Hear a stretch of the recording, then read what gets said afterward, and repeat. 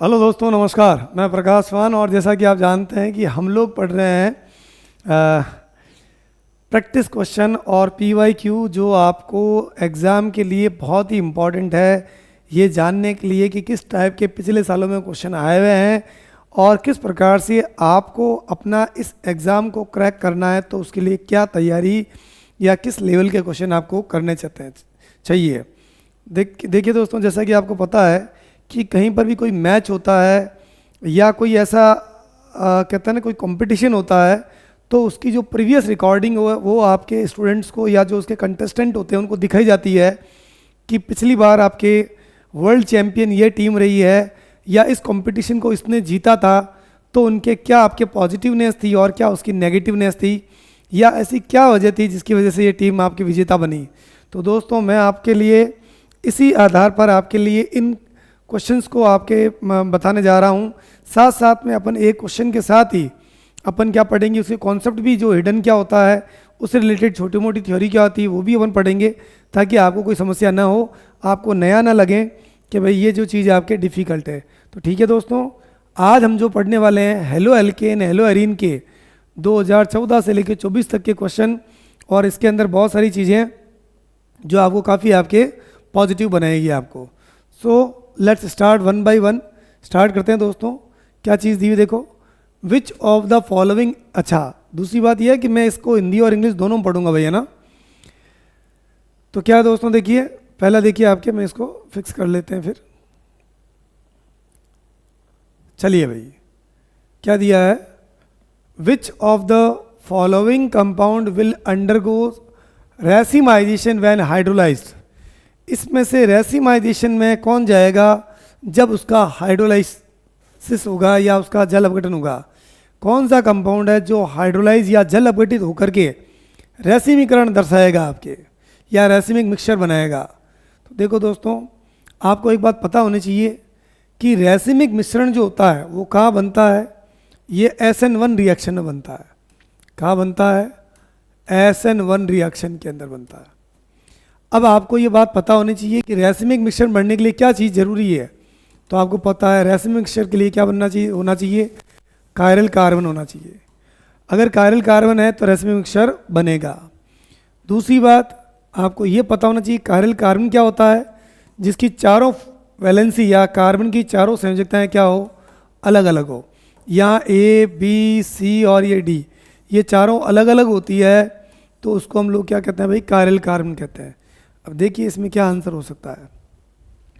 तो देखो दोस्तों, ये भी देगा SN1, ये भी, इसकी चांस कम है, इसके चांस कम है, 3 डिग्री हो गया। लेकिन ये वाला कार्बन देखिए आप, इसमें देखिए आपके चारों आपके वैलेंसी क्या है, अलग अलग है, और ये हाइड्रोलाइसिस के दौरान क्या बनाएगा, रेसिमिक मिक्सचर बनाएगा।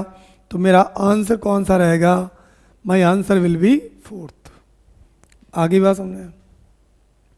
तो पूरा आपको ऐसे डायरेक्ट नहीं करना है कि देखा क्वेश्चन और आपको लगा के आ रहे नहीं इसका आंसर तो यही हो जाएगा, है ना भाई। पूरा सोच विचार के करें, इतना समय होता है आपके पास, 1 मिनट में एक क्वेश्चन को आप कर सकते हो। चलें भी आगे। Identify Z in the sequence of reaction. इस रिएक्शन के अंदर आपको क्या करना दोस्तों, इस रिएक्शन के अंदर आपको जेड को आइडेंटिफाई करना है। किसको आइडेंटिफाई करना है, जेड को। कैसे आइडेंटिफाई करेंगे आप जेड को, आपको एक बात पता होनी चाहिए। अगर आप जेड को आइडेंटिफाई करना चाहते हैं तो कैसे कर सकते हैं आप बताएं।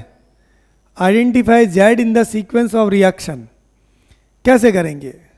तो देखो, ये दिया हुआ अपने पास में एल्कीन है, HBr के साथ रिएक्शन है H2O2 की प्रेजेंस में, और कंपाउंड क्या बनाया इसने, Y, और Y की रिएक्शन C2H5ONA से करवाई, तो क्या बन गया भाई, Z। तो आपको इस रिएक्शन का सॉल्यूशन बताना है। जैसा कि आपको पहले ही हमने कहा था कि HBr की प्रेजेंस के अंदर जो रिएक्शन होती है, क्या दिया हुआ, 1 ब्यूटीन है HBr के साथ रिएक्शन। तो ये देखो CH3 CH2 CH double bond CH2 plus क्या दोस्तों, HBr, ये ROOR, ये परऑक्साइड दे दिया। तो आपको पता है परऑक्साइड में ये आपके Br टर्मिनल लगेगा। तो यहाँ क्या हो गया भाई, ये हो गया CH3 CH2 CH2 ये आपके सी एच की जगह यहाँ एच लग जाएगा और यहाँ क्या लग गया बी आर। ये कंपाउंड मेरा क्या हो गया वाई। अब आगे क्या दिया है, इसमें आगे ये दिया हुआ भाई कि इसको C2H5ONA के साथ फिर गर्म करना है या रिएक्शन करवानी है, तो क्या होगा। अब आप अगर यहाँ C2H5ONA लिखोगे, C2H5ONA, तो आपको पता है ये क्या है, स्ट्रॉन्ग न्यूक्लियोफाइल है। ये क्या है, स्ट्रॉन्ग न्यूक्लियोफाइल। अब आपको पता है स्ट्रॉन्ग न्यूक्लियोफाइल है और ये कंपाउंड कैसा मेरा 1 डिग्री है, तो बताओ कौन सी मैकेनिज्म होगी, SN2 मैकेनिज्म होगी। ये भी पॉसिबल है। तो अब देखिए दोस्तों, इसके अंदर क्या हो जाएगा, आपको पता है कि ये आपको पता है C2H5ONA, ठीक है भाई। तो ये क्या करेगा, ये इसके ऊपर अटैक करेगा और Br को बाहर निकाल लेगा। तो अपने हिसाब से प्रॉब्लम में आंसर क्या आना चाहिए, ये देखो आप, 4 तो कार्बन ऐसे कैसे हो जाएंगे, 1 2 3 4 5 है क्या इसमें, ज़्यादा लिख दिया क्या, 1 2 3 4 कार्बन एक ज़्यादा कर दिया उन्होंने।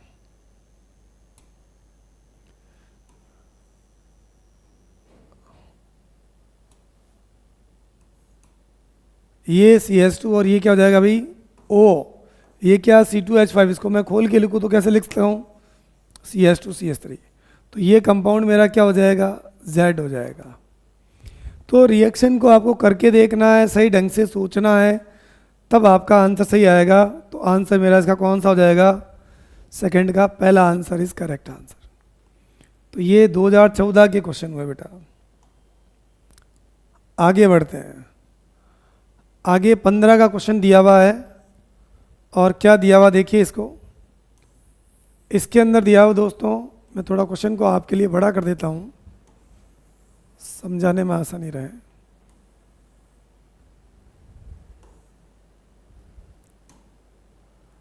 हाँ भाई, क्या दिया है, which of the following is the most correct electron displacement for a nucleophilic reaction to take place. Hindi और अंग्रेजी दोनों में पढ़ूंगा मैं आपकी। इनमें से कौन सा सही कथन है, नाभिक स्नेही अभिक्रिया को दर्शाने के लिए nucleophilic reaction to take place. अगर आपको नाभिक स्नेही अभिक्रिया दर्शानी है और यहाँ पर चूंकि एलो एल्केन एलोरीन है, तो अंडरस्टूड है कि यहाँ नाभिक स्नेही प्रतिस्थापन से ही मतलब है। हालांकि हमें पता नहीं भी चले तो भी अपन इसका उत्तर लिख सकते हैं दोस्तों। इसमें पूछा गया कि नाभिक स्नेही प्रतिस्थापन के दर्शाने के लिए कौन सा आपके अपने आप में सही आपके विस्थापन दिया गया है, जो आपको चेक करना है। दोस्तों जैसा कि आपको एक बात पता होनी चाहिए कि ऐसे सवाल करने के लिए आपको जीओसी का बेसिक आपके आना ही चाहिए। तो इसमें देखिए आपके क्या हो जाएगा, पहले आपको एक बात पता होनी चाहिए, मिथाइल ग्रुप जो होता है भाई, उसका हमेशा क्या होता है, प्लस आई प्रभाव होता है। मिथाइल का क्या होता है, प्लस आई प्रभाव होता है। तो ये धक्का देगा, ये ध्यान रखना।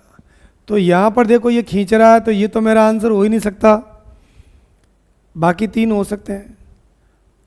अब इसमें देखेंगे आप, तो आप पाएंगे दोस्तों कि अगर आपके पास CH डबल बॉन्ड CH है और साथ में Cl है और उधर से धक्का मिल रहा है, तो ये बॉन्ड किस तरफ टूटेगा, ये CH की तरफ टूटेगा।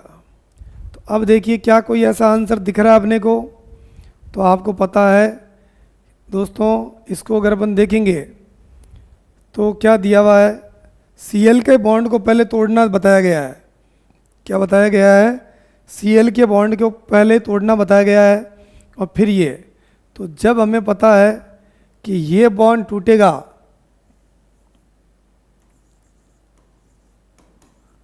इसको अगर आप तोड़ेंगे तो ऑब्वियसली ये टूटेगा, तो ये क्या होगा, पॉजिटिव। ये पॉजिटिव होते ही अपना लोन पेयर्स को दे करके क्या कर लेगा, ये बॉन्ड कहाँ हो जाएगा, यहाँ शिफ्ट हो जाएगा। तो ये मेरे को आंसर नंबर कौन से में दिया हुआ, सेकंड में दिया हुआ है।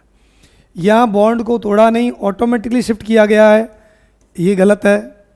यहाँ देखेंगे इस बॉन्ड को तो तोड़ना बताया है, इस बॉन्ड का लिंक जो है इसके साथ होना चाहिए, जो बताया हुआ नहीं है। तो आंसर मेरा कौन सा रह गया भाई, आंसर हो गया मेरा second is my correct answer. चले भाई आगे।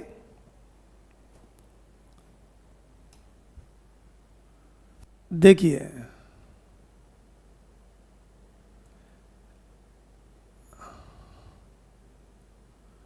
अच्छा क्वेश्चन है दोस्तों, ये थियोरेटिकल बेस्ड क्वेश्चन है।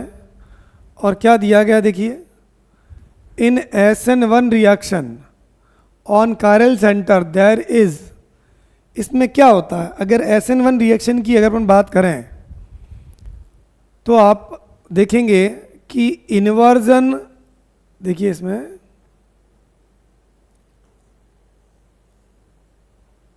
हाँ भाई क्या दिया हुआ है इसमें कि क्या 100% रिटेंशन होता है क्या नहीं, क्या 100% इन्वर्जन होता है क्या नहीं, क्या 100% रेसिमाइजेशन होता है क्या।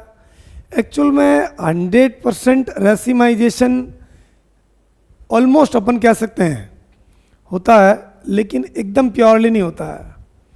तो इसमें क्या लिखा हुआ है, inversion more than retention leading to the partial racemisation. तो आपको पता है कि रेसिमाइजेशन इसमें होता है दोस्तों, लेकिन कंप्लीट नहीं हो पाता है ना।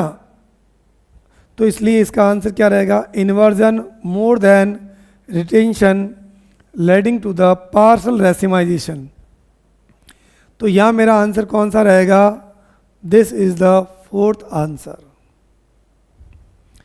तो ये आपको कहाँ मिलेगा, जो आपको हमने थ्योरी की क्लास ली उसके अंदर ये सारी बातें आपको बताई गई है भाई। ये दोनों नहीं हो सकते है ना, और ये 100% होता है लेकिन ये कंप्लीट नहीं होता है, ठीक है ना। तो इसलिए ये ज़्यादा बेटर रहेगा। चले भी आगे।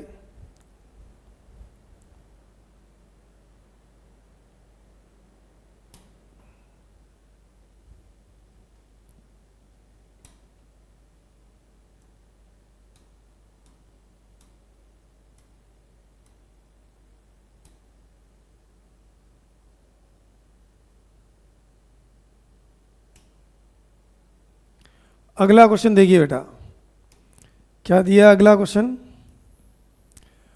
अगला क्वेश्चन कुछ इसी प्रकार का है। क्या दिया भाई, इसमें यही बताया गया है, which of the following reaction can be use for the preparation of alkyl halide. Alkyl halide के प्रिपरेशन में कौन सी रिएक्शन यूज की जा सकती है। तो आपको देखा होगा ये अल्कोहल है, अल्कोहल की रिएक्शन अगर अपन HCl से करवाते हैं जिंक क्लोराइड की प्रेजेंस के अंदर, तो आपको दिमाग में आ गया होगा कि इसमें क्या हो सकता है। तो आपको पता है ये H2 बाहर निकल जाएगा, H2 क्या हो जाएगा भाई, बाहर निकल जाएगा और ये बन जाएगा। सही बात है। अब ये 1 डिग्री अल्कोहल है और HCl है, आपने जिंक क्लोराइड भी नहीं लिया। तो देखो दोस्तों, सेकंड रिएक्शन जो है ये बहुत ही डिफिकल्टी से होगी। थर्ड देखिए 3 डिग्री अल्कोहल है, HCl के साथ रिएक्शन होगी, तो रिएक्शन होगी और ये Cl लग जाएगा। चौथे में देखिए आपके पास सेकेंडरी अल्कोहल है, HCl के साथ रिएक्शन होगी और एनहाइड्रस जिंक क्लोराइड जो है वो क्लोराइड बनाएगा। आपको एक बात ध्यान रखनी है कि इसका आंसर क्या लिखें। तो 100% थर्ड तो होना ही चाहिए। तो एक्चुअल में जिंक क्लोराइड होता है तो वो रिएक्शन क्या होती है, इजीली हो जाती है। और 1 डिग्री अल्कोहल के अंदर अगर जिंक क्लोराइड नहीं है तो ये रिएक्शन होगी नहीं। तो देखो आपके यहाँ तो हो गया आपके पास 1 डिग्री, ये हो गया आपके पास में कौन सा 3 डिग्री, और ये क्या हो गया 2 डिग्री। अब अगर मैं NCERT के बारे में बात करूं दोस्तों, तो NCERT ये कहती है कि ये जो अल्कोहल है RCH2OH, RCHOH, और ये क्या है RCr, और ये क्या भाई OH। इसकी रिएक्शन अगर मैं HCl से करवाता हूं तो आपको पता होना चाहिए कि ये रिएक्शन जो होती है सबसे फास्ट कौन सी होती है, फास्ट ये वाली होती है, वेरी फास्ट। और ये NCERT में बिल्कुल आपके लिखा हुआ है। तो आप लोग देखेंगे कि यहाँ जिंक क्लोराइड है दोस्तों। वैसे तो सब जगह ZnCl2 चाहिए, लेकिन यहाँ पर आपको पता है ये कार्बोकेटाइन बहुत ज़्यादा स्टेबल होता है, तो यहाँ पर आपकी ज़रूरत नहीं है। यहाँ पर जो आपके प्रोडक्ट बनेगा वो इंस्टेंट बन जाएगा। क्या बनेगा? तुरंत बनेगा। यहाँ पर क्या होगा दोस्तों? यहाँ पर जो प्रोडक्ट बनेगा वो क्या होगा? 5 मिनट बाद बनेगा। और यहाँ जो प्रोडक्ट बनेगा उसको बनने में कितना समय लगेगा? तो ये इंस्टेंट बनता है, ये 5 मिनट बाद बनता है, और ये 30 मिनट बाद बनता है। और ये जो मिक्सचर होता है इसको हम लोग ल्यूकास रिएजेंट कहते हैं। तो अब आपके बात दिमाग में आ चुकी है कि मेरा आंसर क्या होना चाहिए। या ZnCl2 नहीं है तो ये तो मेरा हो नहीं सकता, ये हो जाएगा, ये हो जाएगा ये। तो अब आप देखिए इसका आंसर किस में दिया हुआ भाई? इसका आंसर दिया हुआ आपके थर्ड ऑप्शन में। फोर्थ इसमें आया नहीं है, लेकिन फोर्थ जो आपके नन ऑफ दीज था।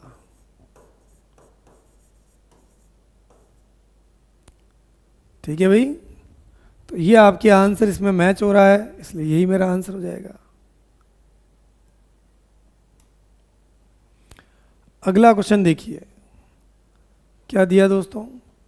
क्वेश्चन आपको पढ़ करके खुद थोड़ा सोचना पड़ेगा तो आसान रहेगा भाई।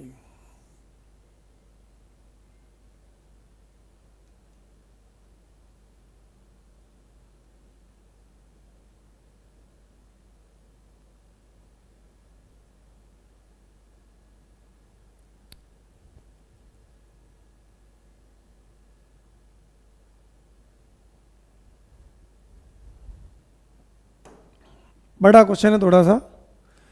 देखिए क्या दिया है, फॉर द फॉलोइंग रिएक्शन। ये रिएक्शंस दी हुई है और पूछा गया which of the following statement is correct. Correct statement कौन सा है? तो देखिए इसमें A and B are the elimination reaction and C is addition reaction. तो आपको ये आइडेंटिफाई करना पड़ेगा कि क्या चीज़ दी हुई है। तो देखिए इथाइल ब्रोमाइड है, KOH के साथ रिएक्शन करवाई है, ये 1 डिग्री है भाई। ये मेरा क्या है? 1 डिग्री है। तो आपको एक बात पता होनी चाहिए कि अगर ये 1 डिग्री है, इधर देखो भाई, तो ये रिएक्शन कौन सी है? ये तो आपको पता चल गई, ये कैसी रिएक्शन है? सब्स्टिट्यूशन रिएक्शन है। यहाँ देखिए आपके इसने इसको हटाया और ये OH लगा दिया, तो ये मेरी कौन सी हुई? Substitution reaction. ये भी मेरी कौन सी होगी? सब्स्टिट्यूशन मतलब प्रतिस्थापन अभिक्रिया। और ये मेरी कौन सी हो गई भाई? एडिशन। एडिशन का मतलब क्या होता है बेटा? योग। यहां चाहो तो CCl4 लिख सकते हो आप, सॉल्वेंट का काम करता है। बताओ, ये नीट 2016 का क्वेश्चन है। तो ए मेरी क्या हो गई बेटा? सब्स्टिट्यूशन। बी मेरी क्या हो गई?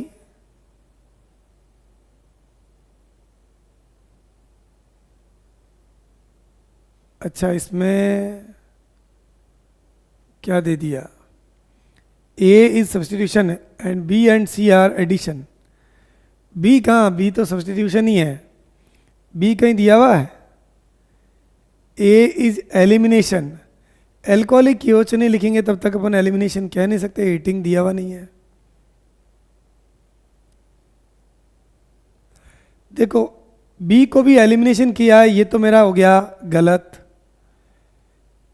और A is elimination, B and C are substitution, तो सी तो सब्स्टिट्यूशन है ही नहीं, ये भी गलत हो गया। बी, ये देखो ये पढ़ा है सब्स्टिट्यूशन एंड एडिशन, ये सब्स्टिट्यूशन है और ये कौन सा है? एडिशन है।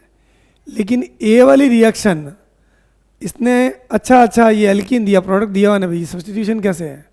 ये तो एलिमिनेशन है, ये मैंने देखा नहीं पूरा इसको। तो ये एक्चुअल में क्या है भाई? ये आपके एलिमिनेशन, मतलब अपन कहते हैं ना कि अगर एल्कीन है, ये इसने लिखने का तरीका कुछ अलग ले लिया काम में, देखना इधर, ये दिया भाई CH3 CH2 CH2 Br और ऊपर KOH लिखा हुआ है। ये KOH एक्चुअल में क्या है, एल्कोहलिक है भाई। तो यहाँ से क्या होगा, बीटा एलिमिनेशन हो जाएगा और ये क्या हो जाएगा, एल्कीन का। तो ये एलिमिनेशन रिएक्शन है।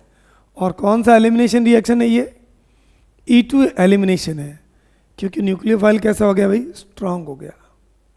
तो बिल्कुल आसान सा क्वेश्चन था इसमें, ये सेकंड का E।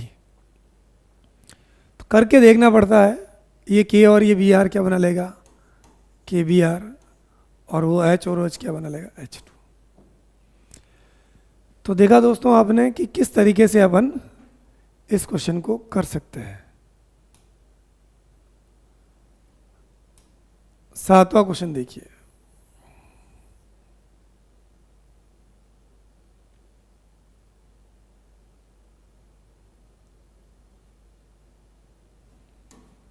ये क्वेश्चन मैंने बड़ा कर दिया ताकि आपको समझने में आसानी रहे और विजिबल भी हो, ऑडिबल भी हो, सब कुछ हो।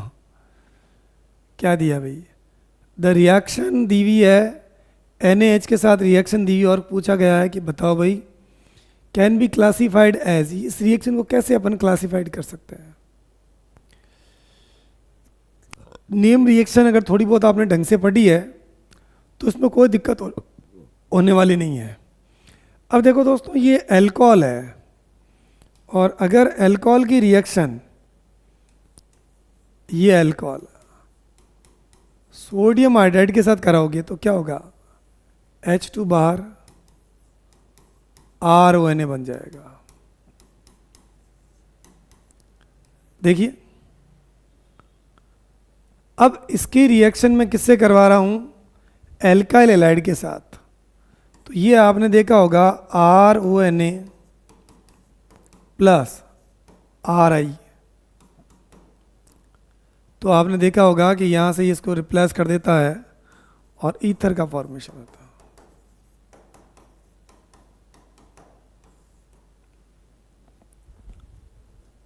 अब बताइए इस रिएक्शन का क्या नाम होगा, विलियमसन ईथर सिंथेसिस रिएक्शन,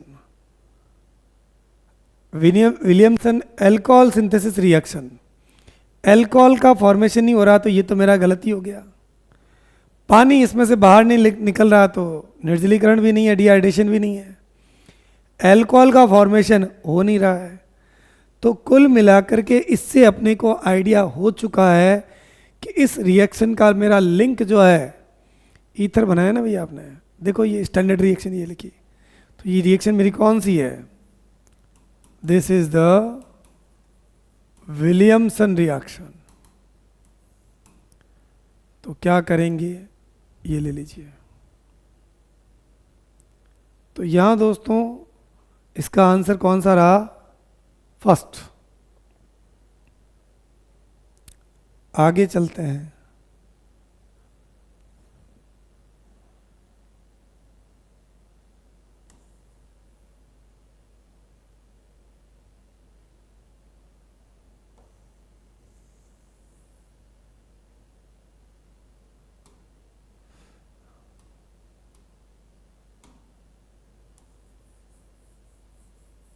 तो देखो दोस्तों, हम लोगों ने ये जो क्वेश्चन लिया है, ये आपको पता कोई ना कोई तो सोर्स होता ही है किसी चीज़ का। तो कोई भी क्वेश्चन ऑथेंटिक हो, स्टैंडर्ड हो, उसमें गलती नहीं हो। तो हम लोगों ने यही कोशिश की है कि आपको जो चीज़ करवाई जाए वो ऑथेंटिक हो, स्टैंडर्ड हो, सही हो, जिसमें हम आपको ज़्यादा से ज़्यादा बेनिफिट पहुंचा सकें। ये है भाई, क्या दिया question, consider the reaction, NaCN के साथ रिएक्शन हो रही है और पूछा the reaction will be fastest in, ये रिएक्शन किस में फास्ट होगी। अब तरीका वही कि भाई साहब ये कौन है,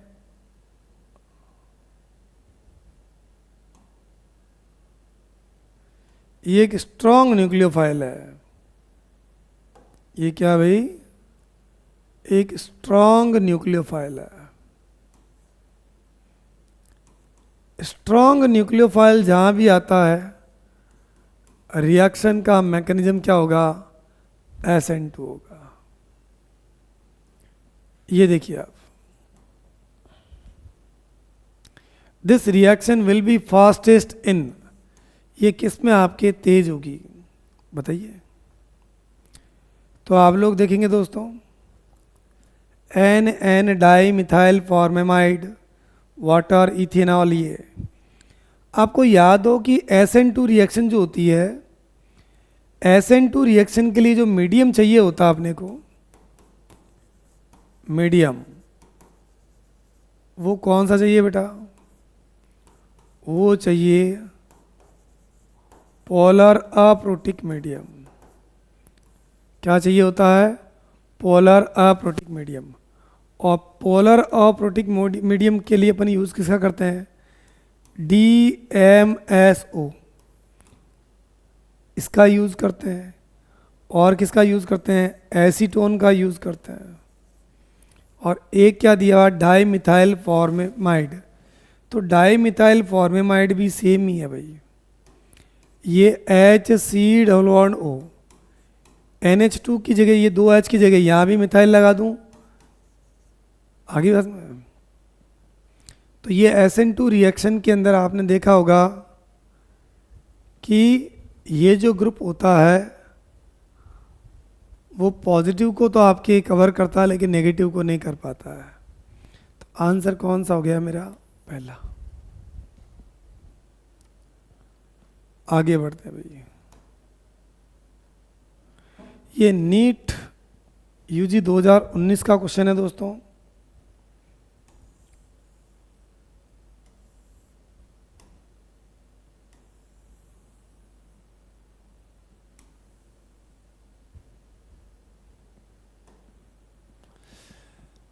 क्या दिया देखो, the hydrolysis reaction that takes place at the slowest rate among the following is.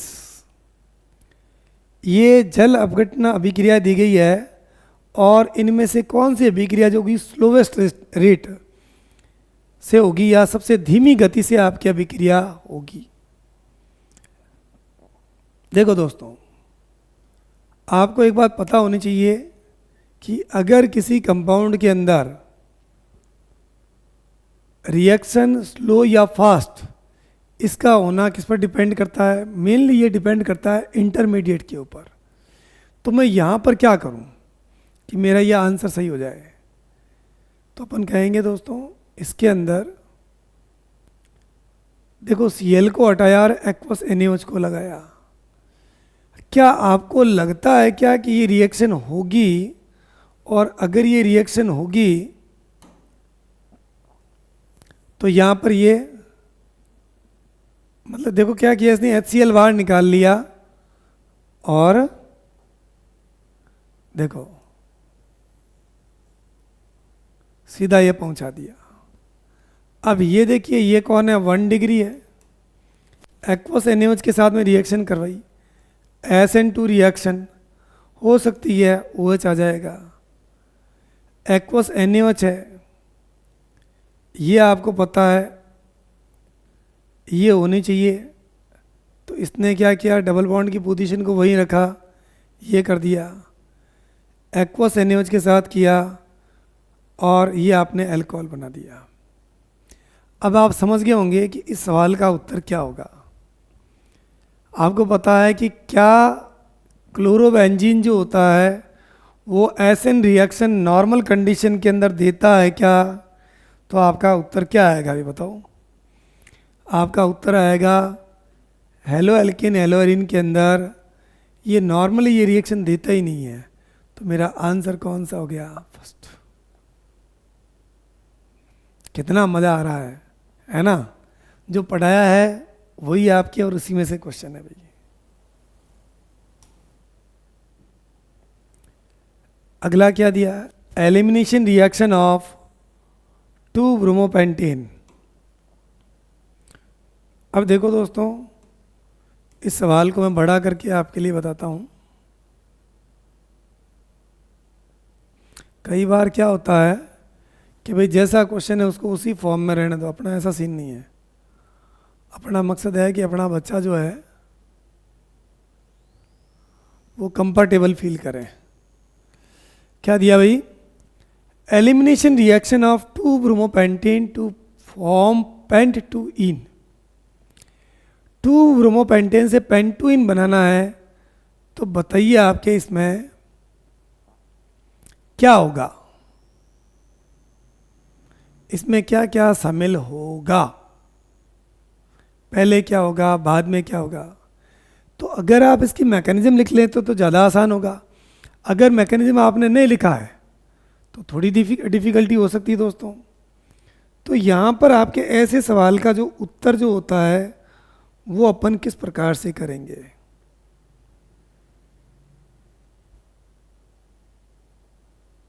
चले भाई,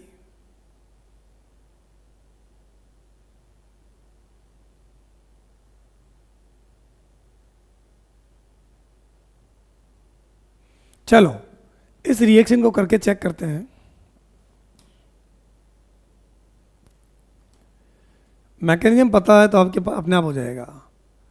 2-bromopentan है CH3,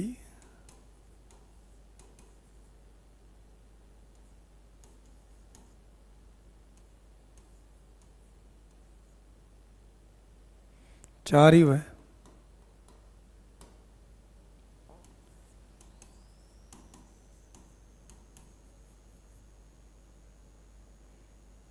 एलिमिनेशन रिएक्शन करवाएंगे आप इसकी,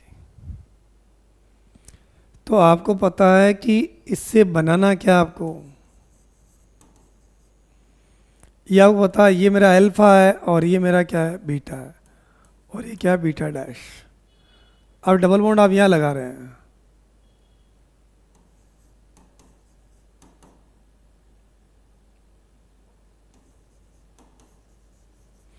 ये भी पॉसिबल है इसमें,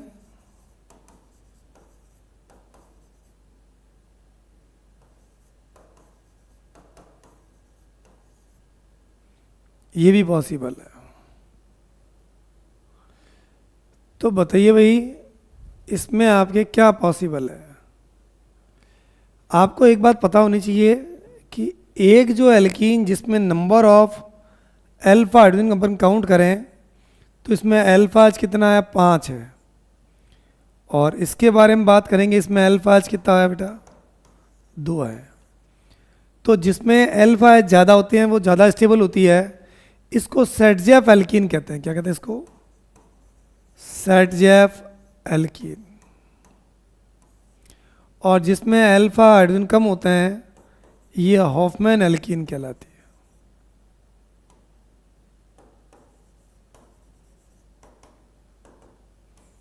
ये सेटजेफ एल्कीन है और ये क्या है, हॉफमैन है। तो देखिए क्या इसमें बीटा एलिमिनेशन हुआ, क्या हुआ, करेक्ट। क्या इसने ये सही नहीं लिखा हुआ, ये सेटजेफ है। क्या सेटजेफ एल्कीन बन रही है, क्या बिल्कुल बन रही है। तो ये भी मेरा क्या ट्रू है। क्या इसमें डी हाइड्रो एलोजिनेशन, डी का मतलब था वी हाइड्रो एलोजनीकरण, क्या दोनों केस इसमें हो रहे हैं? तो आप कहेंगे इसमें दोनों संभव है। तो ए बी सी ये हो गया। क्या इसमें पानी बाहर निकल रहा है, क्या नहीं निकल रहा है। तो आंसर मेरा कौन सा हो जाएगा भाई, ए बी सी, तीनों आपके हो जाएंगे ए बी सी। आ गया समझ में? तो शर्त यह है कि करके देखना पड़ेगा। जो मोर स्टेबल एल्कीन होती है उसको सेटजेफ एल्कीन कहते हैं, जो लेस स्टेबल होती है उसे हॉफमैन एल्कीन कहते हैं। समझ गए? चलो भाई, ये 2020 का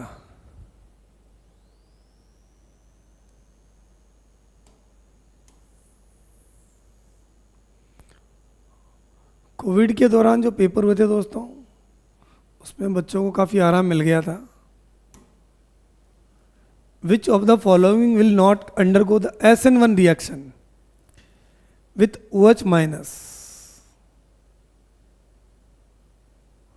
कौन SN1 रिएक्शन नहीं देगा? तो जो बेसिक आपको पता है उसी से आपका आंसर आ जाएगा। SN1 रिएक्शन कौन देता है? तो आपको पता है यूजुअली इसमें जो सबस्ट्रेट होता है वो सबस्ट्रेट क्या होता है? वो 3 डिग्री होता है, या अपन कहते हैं स्टेबल कार्बोकैटायन होता है। Stable carbocation, stable carbocation. अब देखो दोस्तों, इसमें क्या क्या बन रहा है। पहले वाले में आपने नोट किया होगा 3 डिग्री एल्किल हैलाइड है। ये देखो इसमें क्या बनेगा, इसमें बनने वाला जो कार्बोकैटायन होगा वो क्या होगा भाई, देख लो। इसमें क्या हो जाएगा, CH3 CH3, यही तो होगा क्योंकि Cl तो बाहर निकल गया। ये 3 डिग्री। इसमें आपको पता है ये आपके क्या हो जाएगा, ये देखो ध्यान से, एलिल कार्बोकैटायन है, अनुनाद के द्वारा स्थायी होगा। यहां जो बनेगा वो क्या होगा बताओ, बेंजिल कार्बोकैटायन। तो लास्ट बच क्या गया, ये नॉर्मल 1 डिग्री कार्बोकैटायन है जो स्टेबल नहीं है। क्या करूं बताओ, थर्ड को लॉक किया जाए? Your third answer is correct. हाँ भाई, तो इस तरीके से अपन कोई भी क्वेश्चन को इस तरीके से अपन कर सकते हैं।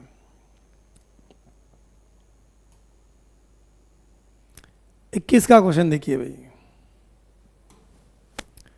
The correct sequence of bond enthalpy of CX bond. Bond energy का ऑर्डर पूछा भाई। अब आपको पता होना चाहिए बॉन्ड एनर्जी किसकी ज़्यादा होती है और किसकी कम होती है। अगर केमिकल बॉन्ड अगर आपने पढ़ा दोस्तों तो इसका उत्तर आपके पास ही है, और अगर नहीं पढ़ा है तो उत्तर थोड़ा सा दूर है, उत्तर तो तब भी आ जाएगा। देखो एक्चुअल में बॉन्ड मजबूत कौन सा होता है पता है?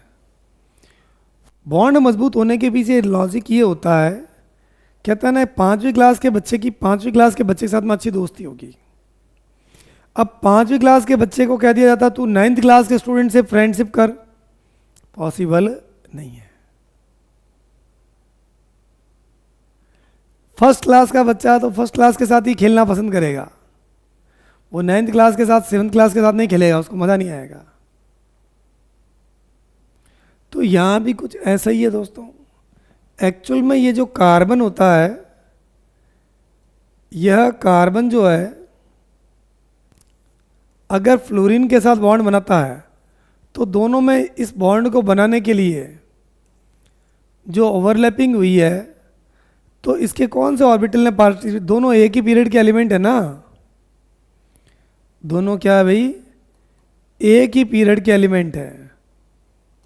मतलब ये हो गया, अगर ये 2p है तो ये भी क्या होगा, 2p तो होगा। लेकिन कार्बन के साथ अगर मैं क्लोरीन ले लूं तो ये 2p मान लेते हैं, और ये क्या होगा, हालांकि ये तो संकरण से बना है, एब्रेडेशन से बना है, लेकिन मैं नॉर्मल लॉजिक बता रहा हूं। तो बॉन्ड एंथैल्पी, ये बॉन्ड आपके क्या होगा, मजबूत होगा, ये थोड़ा वीक हो जाएगा। और अगर आपने ले लिया कार्बन के साथ में ब्रोमीन या आयोडीन, तो आपको पता है ब्रोमीन की साइज लार्ज है, ये बॉन्ड क्या होगा, वीक। ये 2p है और ये क्या हो जाएगा, 4p। तो यहाँ इसका आंसर क्या हो गया बेटा, second is the correct answer. देख लिया आपने। अब बात करते हैं आगे की। The given compound is an example of. ऐसे सवाल में भी आपको घबराना नहीं है कि भाई ये सवाल कोई टफ है, कोई टफ नहीं है बेटा। टफ अपनी क्या थिंकिंग होती है, हमें ऐसा लगता है कि ये टफ है, क्या टफ है रे, है?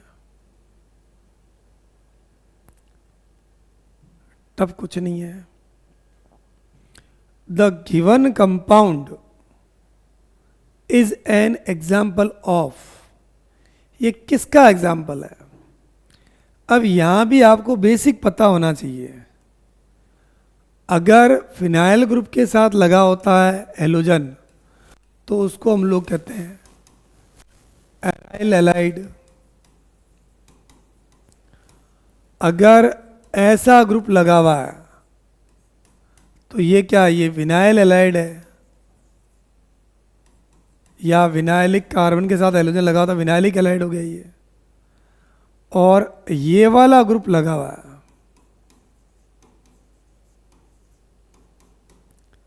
तो this is the allylic halide.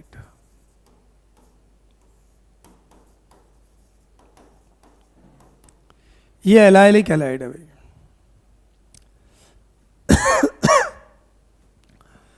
अब देखो आप इसमें यहां अगर आप ध्यान से देखेंगे तो एक ग्रुप आपको नजर आ रहा होगा, और ये ग्रुप कौन सा भाई, ये वाला देखो,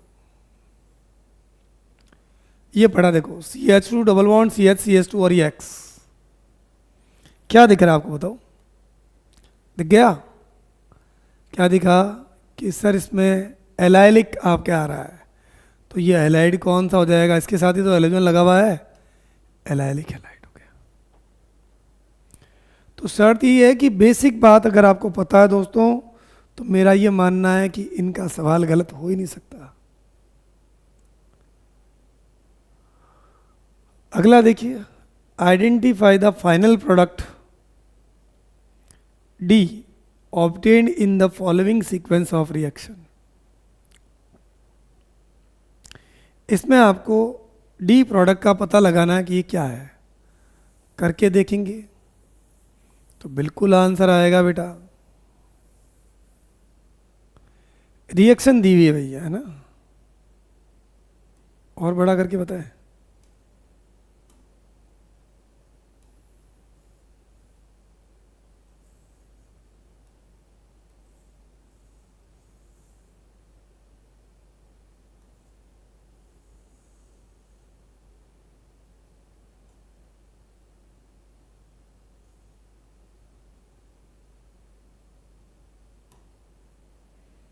लो देखो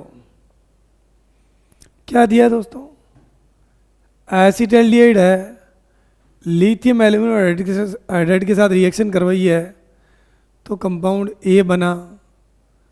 ए को आपने H2SO4 के साथ में हीट किया तो ये बी बन गया। बी की HBr के साथ रिएक्शन करवाई तो ये क्या हो जाएगा, सी हो गया।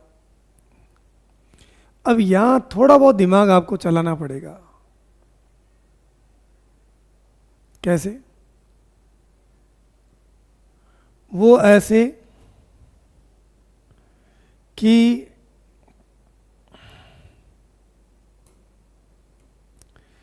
देखो भाई, ये एसिटाल्डिहाइड है, इसका क्या करवा दीजिए आप, रिडक्शन। किससे? एक एच यहां लग जाएगा, दूसरा यहां लग गया, तो ये क्या हो गया, CH3CH2OH। ये मेरा कंपाउंड क्या हो गया, ए। अब ए को आपने क्या किया, H2SO4 के साथ में हीट कर दिया। ये कंसंट्रेट होना चाहिए हीटिंग, एल्कीन बन जाएगी।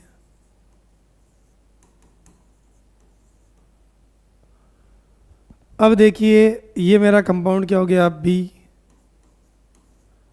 बी की रिएक्शन अगर मैं HBr से करा दूं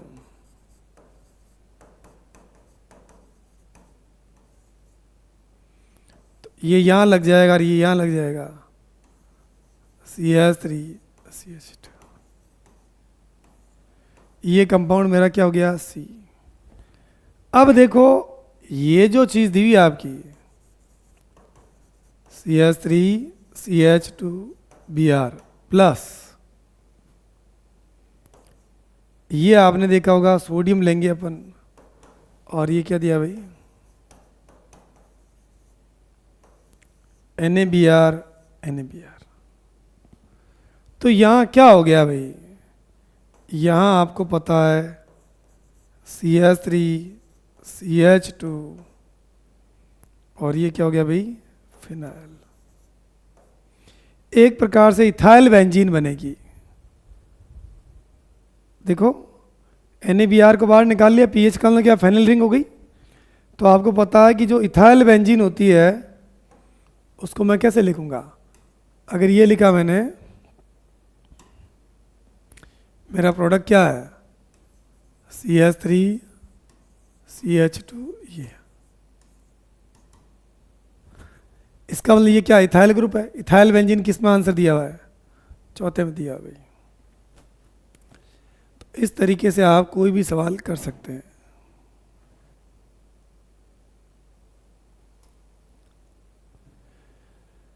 Which among the following reaction of the alkyl halide produce isonitrile as major product?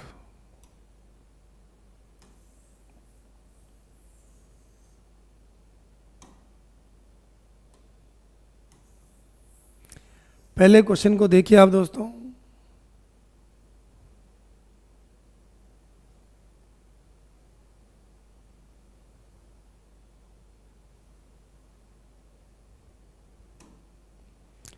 क्या दिया है, which of the following reactions of the alkyl halide produce isonitrile as a major product.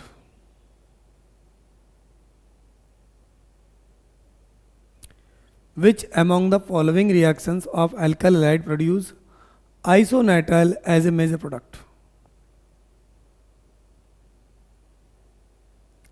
आइसोनाइट्राइल किसमें बनेगा, मेजर प्रोडक्ट के form में। तो ऐसे सवाल को भी करने का तरीका आपका वही रहेगा कि आप इसको ढंग से पहले सोच लें, तब आपका आंसर सही होगा। दोस्तों KCN जो होता है ये एक आयोनिक कंपाउंड है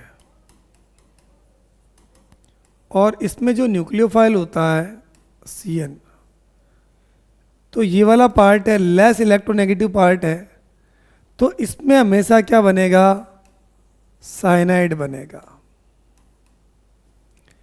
लेकिन अगर आप AgCN के बारे में बात करें, क्या पूछा इसने, आइसोनाइट्राइल ही चाहिए आपको, तो इसके अलावा कुछ बनाना ही नहीं है। तो अब आपको बताता हूं कि एक्चुअल में एल्काइल हैलाइड जो होती है, अगर ये KCN के साथ अपन रिएक्शन करवाते हैं तो आपको पता है इस रिएक्शन का मेजर प्रोडक्ट क्या होता है भाई, RCN, alkyl cyanide plus KX। और अगर मैं आपसे ये कह दूं कि मेरे पास ये RX है और AgCN के साथ रिएक्शन करवाता हूं, तो दोस्तों यहां पर क्या होता है, ये कंपाउंड कैसा कोवलेंट है, सहसंयोजक है। तो इसमें न्यूक्लियोफिलिक साइट जो है, जो नाभिक भाग अवेलेबल है, वो ये नाइट्रोजन वाला है। तो ये अटैक मारेगा और इसके बाद में यहाँ कार्बन की कमी हो जाएगी और ये आपके ये हटेगा। तो एक्चुअल में इसमें जो प्रोडक्ट बनता है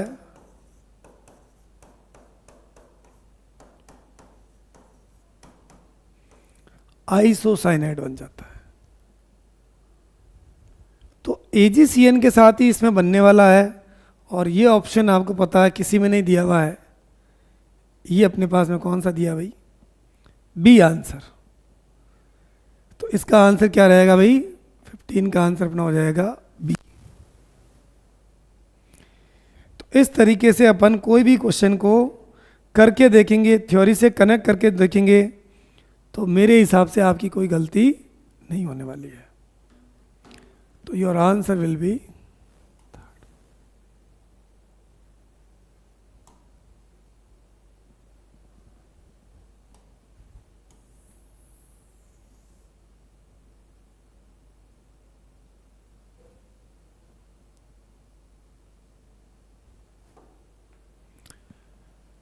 क्या दिया है, the correct order for the rate of alpha beta dehydrohalogenation for the following compound is.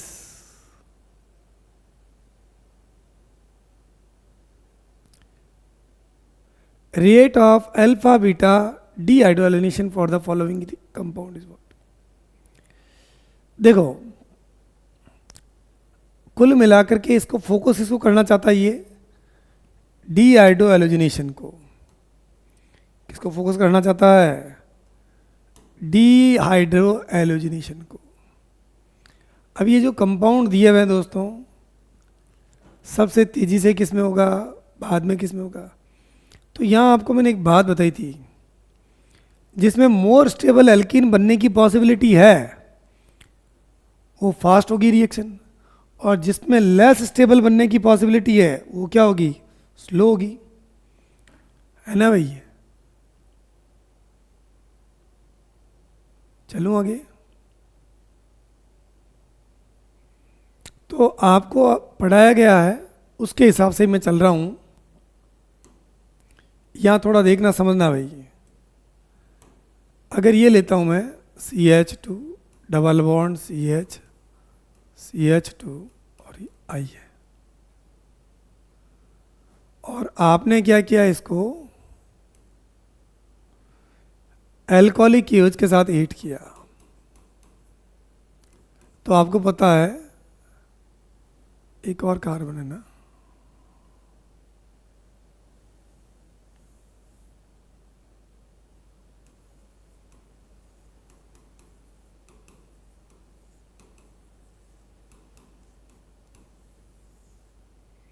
अच्छा ही बाहर निकल जाएगा। तो क्या हो जाएगा भाई, CH2 डबल बॉन्ड CH, ये कंपाउंड बना है। अब इस कंपाउंड की विशेषता क्या है कि ये रेजोनेंस स्टेबलाइज्ड है, डबल सिंगल डबल, ये क्या है, रेजोनेंस से क्या है, स्टेबल है इसमें। और कोई भी रिएक्शन में स्टेबल प्रोडक्ट बनता है, वह रिएक्शन उतनी क्या होती है, फास्ट होती है। तो फर्स्ट वाला देखते हैं ये, फिर देखिए दोस्तों सेकंड वाला लेते हैं अपन।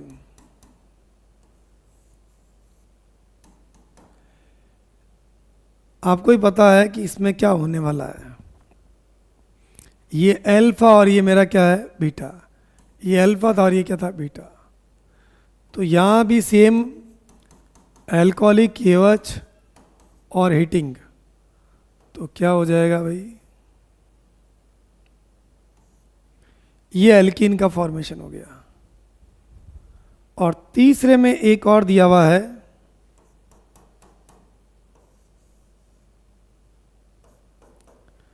अब यहां पर अगर अपन देखेंगे तो दो पॉसिबिलिटी है, ये अल्फा ये बीटा है, या इसको बीटा मान लो, ये बीटा डैश मान लेते हैं। तो जब इसको अगर आप हीट करेंगे दोस्तों, तो आपने देखा होगा कि ये आपके यहां भी जा सकता है और यहां से भी, ये एल्कीन बन गई। अब इन दोनों की तुलना करें तो तीनों की सबसे ज़्यादा स्टेबल ये है, फिर आपके 2 नंबर ये 3 नंबर वाली है, क्योंकि अल्फा एच कितने हैं, 6 है, या अल्फा एच कितना है, 2 है।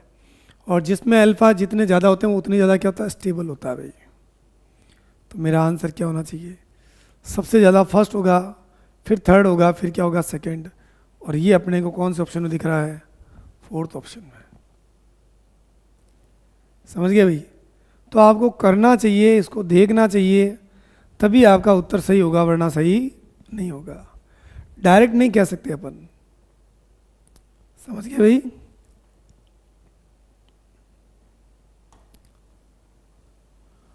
अगला देखिए,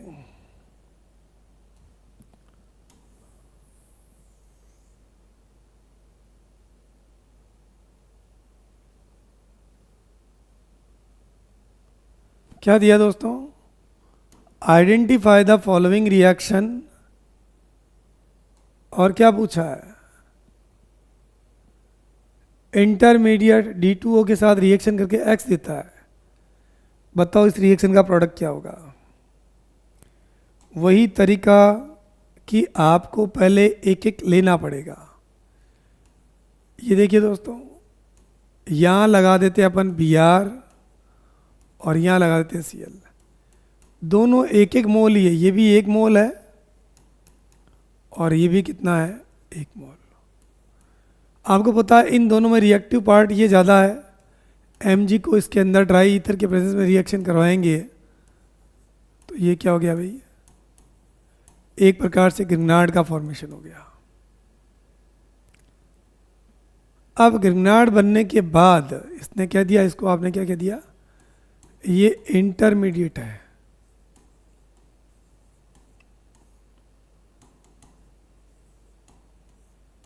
ये इंटरमीडिएट, इसकी रिएक्शन D2O से करवाई गई है। अगर आपको बात ये पता है कि D2O के अंदर एक्टिव हाइड्रोजन होता है, क्या होता है भाई, एक्टिव हाइड्रोजन। इसका ये वाला पार्ट पॉजिटिव होता है, ये वाला पार्ट क्या होता है, नेगेटिव। इसका ये पार्ट पॉजिटिव और ये वाला पार्ट क्या, नेगेटिव। तो MgBrOD बाहर निकल गया और यहाँ पर D लग गया। तो कुल मिला के मैं ये कह सकता हूँ, यहाँ D लगा दिया और यहाँ Cl। क्या कहीं ऐसा आंसर आपको दिखाई दे रहा है क्या? OD OD तो हो ही नहीं सकता, DD DD हो ही नहीं सकता, ये नहीं हो सकता। तो अब आप देखिए इसका आंसर क्या होना चाहिए, बताओ भाई। क्या नहीं कर सकते क्या इस सवाल को? कर सकते हो, शर्त आपकी एक ही है कि आपको खुद को इसको चेक करना पड़ेगा करके। कौन सा आंसर लगूं बताओ? इसका फर्स्ट आंसर इज करेक्ट।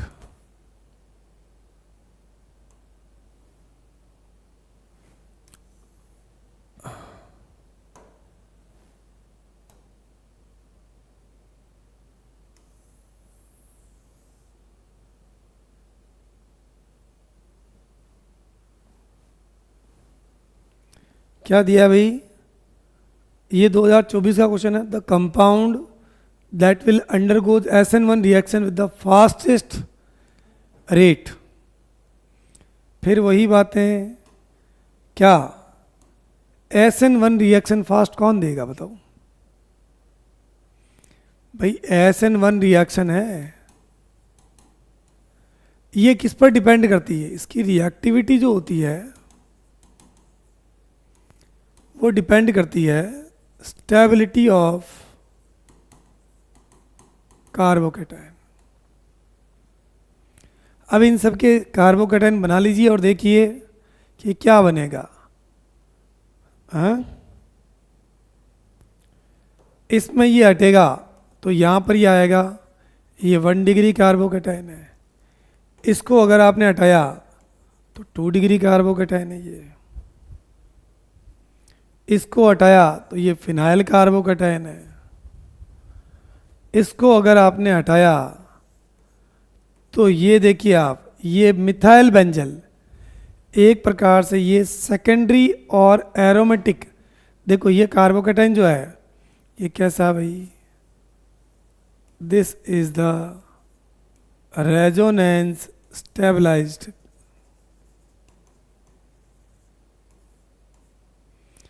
ये रेजोनेंस स्टेबलाइज्ड भी है। तो रिएक्टिविटी स्टेबिलिटी ऑफ कार्बोकेटाइन पर डिपेंड करती है। तो सबसे आंसर कौन सा हो जाएगा? फोर्थ। देखा आपने?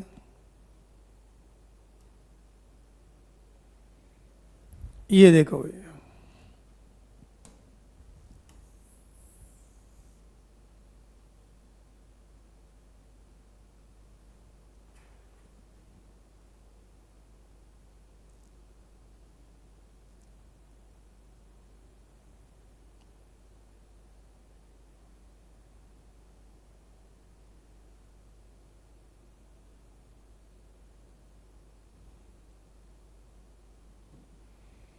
क्या दिया है?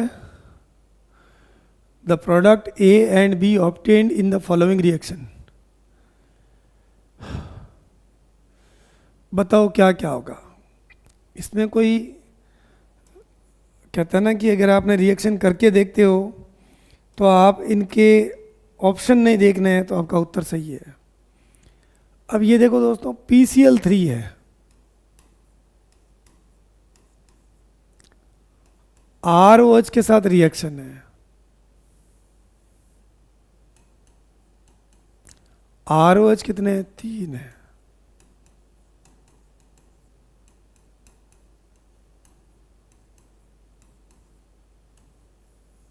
क्या हो गया बताओ? H3PO3 बाहर गया, 3RCl प्लस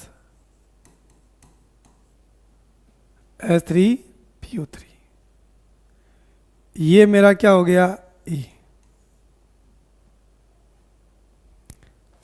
दूसरा क्या दिया हुआ है?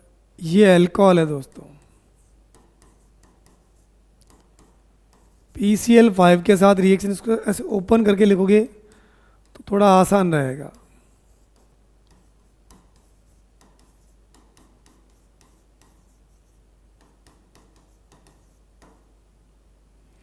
बताओ कहीं दिखाई दे रहा है आपको ऐसा ऑप्शन? तो ये A हो गया मेरा, और ये मेरा क्या हो गया? B। है कहीं आंसर ऐसा? ये देखो, ये पड़ा, 4th is the correct answer. तो दोस्तों ये 10 सालों के वो क्वेश्चन हैं जो इस चैप्टर में से, हेलो एल्केन और हेलो अरीन में से आए हुए हैं। आप इसके बेसिस पर आइडिया लगा सकते हो कि इस चैप्टर के क्वेश्चन मोस्टली किस पर बेस्ड हैं। तो they are based on the SN1, SN2, E1 and E2, इन रिएक्शन पर बेस्ड है। अगर आपको ये पता है तो मैं छोटी सी एक बात और बता देता हूँ जो आपके काम की हो सकती है। अगर मैं बात करूँ SN1 रिएक्शन, SN2 रिएक्शन, तो ये फर्स्ट ऑर्डर की रिएक्शन है, ये सेकंड ऑर्डर की रिएक्शन है। इसके अंदर जो अपन बात करेंगे सबस्ट्रेट क्या होता है, तो आपको पता 3 डिग्री चाहिए। इसमें सबस्ट्रेट क्या चाहिए दोस्तों, ये आपको पता 1 डिग्री चाहिए, लेस हिंड्रेड चाहिए। इसमें जो आपके न्यूक्लियोफाइल चाहिए वो कैसा होता है? वीक होता है। इसमें जो आपके न्यूक्लियोफाइल कैसा होता है? स्ट्रांग होता है। ये पहचानने के तरीके बता रहा हूँ आपको। दूसरी बात, SN1 रिएक्शन के लिए क्या चाहिए? पोलर प्रोटिक मीडियम चाहिए, और इसके लिए क्या चाहिए? पोलर। अगर इन 2 लाइनों को अगर आप देख लें तो आपने नोटिस किया होगा आपके 5 क्वेश्चन तो वैसे ही सही हो जाए जो भी मैंने पढ़ाए थे। अब पोलर अप्रोटिक मीडियम में क्या आता है? डाई मिथाइल फॉर्मेमाइड हो गया, एसीटोन हो गया, या DMSO आ गया। पोलर प्रोटिक मीडियम में क्या होता है?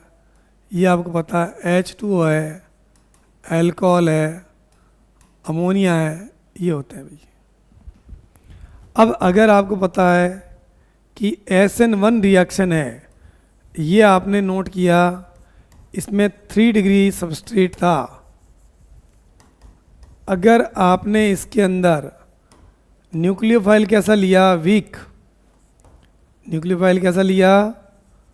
वीक न्यूक्लियोफाइल लिया, और रूम टेम्परेचर पर रिएक्शन करवाई, तो ये रिएक्शन कौन से मैकेनिज्म से होगी?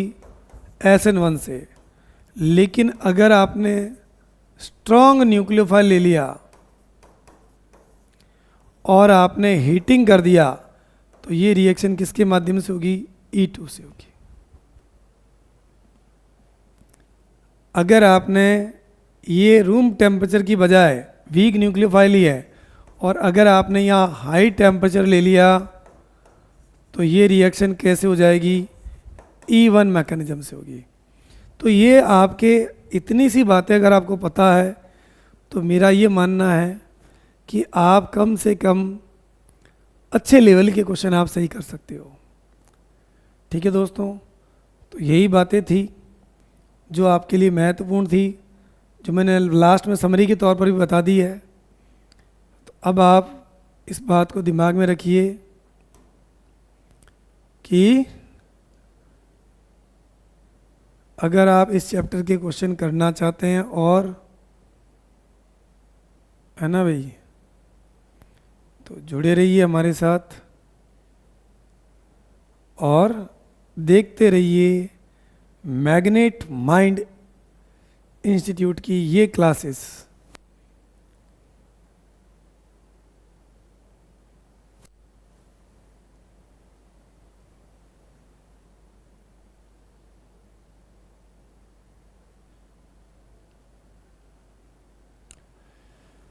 ठीक है दोस्तों, तो अगले लेक्चर में फिर मिलेंगे। Till then keep watching, keep study. Thank you.